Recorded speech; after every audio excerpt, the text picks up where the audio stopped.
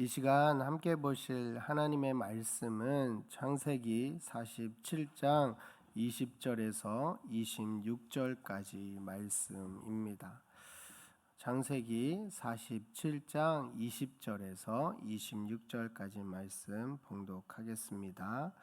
그러므로 요셉이 애굽의 모든 토지를 다 사서 바로에게 바치니 애굽의 모든 사람들이 기근에 시달려 각기 토지를 팔았음이라.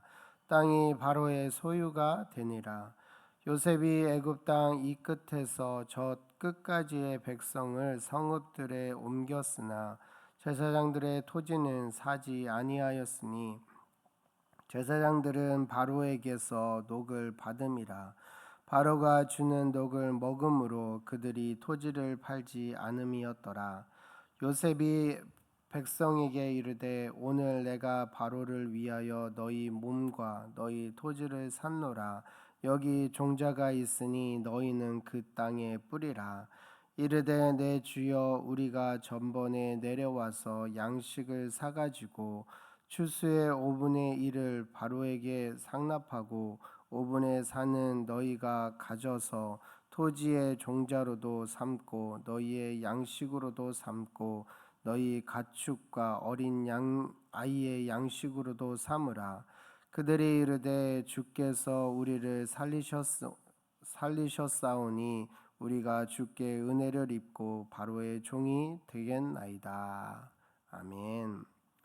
이 시간 하나님의 지혜로 사람을 살리는 요셉이라는 제목으로 함께 말씀을 나누겠습니다. 우리는 하나님을 알지 못하는 세상 속에 살아가고 있습니다. 물론 하나님을 믿고 있는 사람도 있지만 하나님을 알지 못하는 사람들이 더 많고 하나님을 거부하는 사람들이 더 많은 세상 가운데 우리들은 그들과 함께 머물고 있습니다. 이러한 상황 가운데 우리는 어떤 모습으로 세상을 품고 살아가야 하는지 오늘 본문은 보여주고 있습니다. 앞절 13절 말씀에 보면 기근이 더욱 심하여 사방에 먹을 것이 없고 애굽 땅과 가나안 땅이 기근으로 황폐하였다라고 이야기하며 오늘 본문에 일어났던 이 사건이 어떻게 일어났는지를 보여주고 있습니다. 말씀에서 말하고 있듯이 흉년으로 애굽뿐만 아니라 가나안 지방까지도 황폐하게 되었습니다.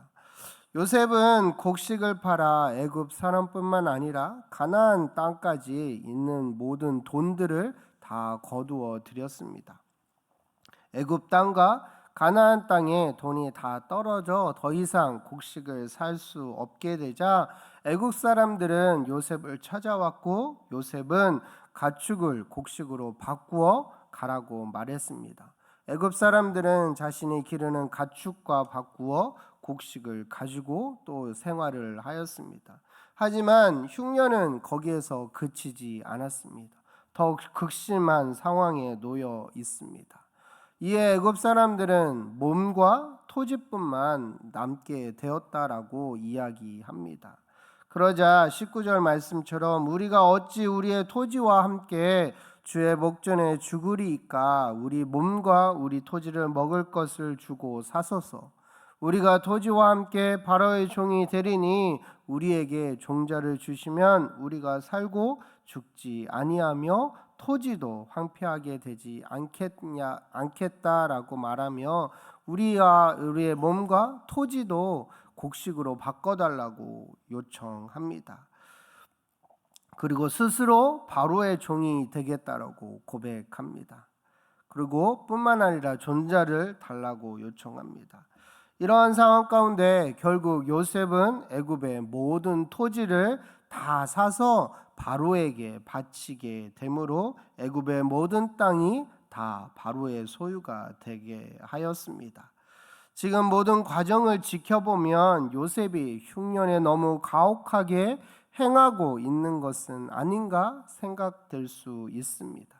그러나 하나님께서 이것을 기록하게 하셨을 때 요셉을 비난하도록 하기 위한 내용으로 기록하신 것이 아니라 그만큼 기근이 극심했다는 것을 분명히 하기 위한 목적으로 기록했다는 것을 염두해 볼 필요가 있습니다. 분명히 7년의 풍년 동안 준비되었을 텐데 자신들의 모든 소유를 다 팔아야지만 양식을 먹을 수 있을 정도가 되었다라는 것은 하나님께서 애굽 왕 바로에게 보이신 꿈이 사실로 증명되었다라는 것을 말해주고 있습니다. 무엇보다 요셉을 통해 미리 그런 사실을 알려주었지만, 그래서 대비한다라고 했지만 결과적으로는 완전히 대비하지 못한 모습을 통해, 혹은 지혜롭게 사용하지 못한 결과를 통해 그만큼 인간의 한계가 나타나고 있으며, 반면 하나님의 신실하심, 하나님의 능력이 얼마나 큰가를 대조적으로 보여주고 있는 것입니다. 이런 하나님께서 지금 저와 여러분을 부르셨고 세상 가운데 심겨 놓으셨습니다. 어떤 역할을 감당하라고 그렇게 하셨을까요? 요셉의 모습을 통해 우리도 그 모습을 담기 원하고 그렇게 쓰임받게 되기를 바랍니다. 요셉은 애굽 사람들을 대대적으로 이동시키게 됩니다. 21절에 보면 요셉이 애굽 땅 이 끝에서 저 끝까지의 백성을 성읍들에 옮겼다라고 이야기합니다. 즉 땅을 다 팔게 되면서 그 땅이 모두 바로의 소유가 되었다라는 것을 분명히 하기 위한 조치인 것입니다. 그러나 이런 조치는 새로운 시작이었습니다. 우리 함께 23절에서 24절 말씀을 읽어보도록 하겠습니다. 요셉이 백성에게 이르되 오늘 내가 바로를 위하여 너희 몸과 너희 토지를 샀노라. 여기 종자가 있으니 너희는 그 땅에 뿌리라. 추수의 5분의 1을 바로에게 상납하고 5분의 4는 너희가 가져서 토지의 종자로도 삼고 너희의 양식으로도 삼고 너희 가족과 어린 아이의 양식으로도 삼으라. 아멘. 요셉은 애굽 사람들을 위한 토지법을 세우며 토지가 이미 바로의 것이지만 무상으로 토지를 제공합니다. 그리고 토지에 뿌릴 종자도 제공합니다. 요셉은 애굽 사람들에게 토지에 뿌려서 거기서 추수하여 5분의 1은 바로에게 상납하고 나머지 5분의 4는 자신과 그의 가족들이 양식으로 삼으라고 허락하였습니다. 요셉의 이런 정책은 애굽 사람들에게 좋은 결과로 받아들여졌음을 볼 수 있습니다. 왜냐하면 25절에 애굽 사람들의 고백을 보면 알 수 있습니다. 25절에 그들이 이르되 주께서 우리를 살리셨사오니 우리가 주께 은혜를 입고 바로의 종이 되겠나이다 라고 말하고 있듯 애굽 사람들이 요셉을 주라고 부르며 자신들을 살렸다라고 말하기 때문입니다. 백성들도 극심한 기근으로 인해 자신들이 죽음에 가까웠다는 것을 이미 알고 있었습니다. 그리고 요셉이 자신들을 위해 배려하고 있다는 사실을 인지했습니다. 아무리 많은 돈이 있고 땅이 있고 가축이 있을지라도 기근이 심하여 당장에 먹을 양식이 없다면 그 누구도 생명을 영장하기 힘들기 때문입니다. 그러나 요셉의 정책으로 인하여 그들이 죽지 않고 살 수 있었기에 애굽 사람들은 요셉을 향해 주께 은혜를 입었다라고 고백하고 있는 것입니다. 얼마나 멋진 모습입니까? 사랑하는 성도 여러분, 요셉의 삶을 돌아보면 항상 생명의 위협이 있었습니다. 형들에 의해 죽임을 당할 뻔했고 애굽에 팔려갔으며 억울한 누명을 쓰고 감옥살이를 했습니다.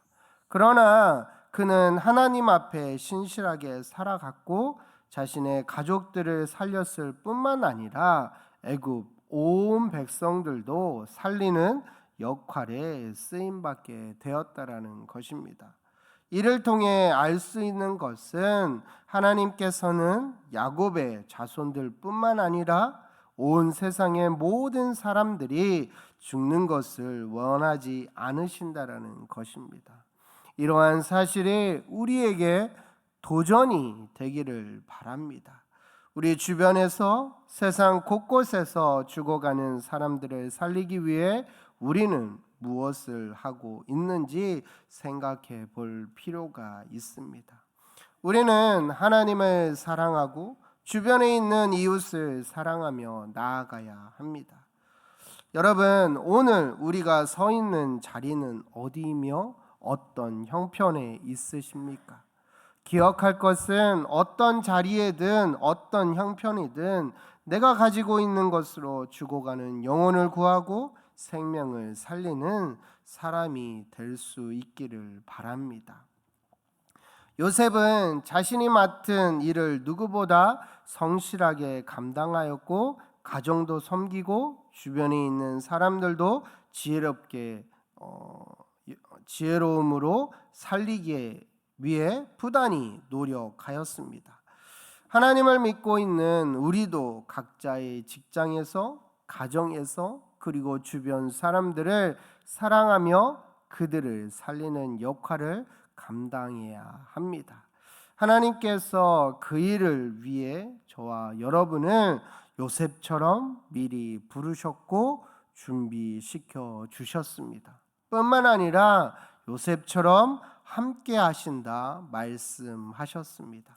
부디 오늘도 하나님의 말씀을 의지하며 성도로서의 삶을 지혜롭게 살아내므로 영혼을 살리는 일에 온전히 쓰임받는 도구가 되기를 간절히 소망합니다.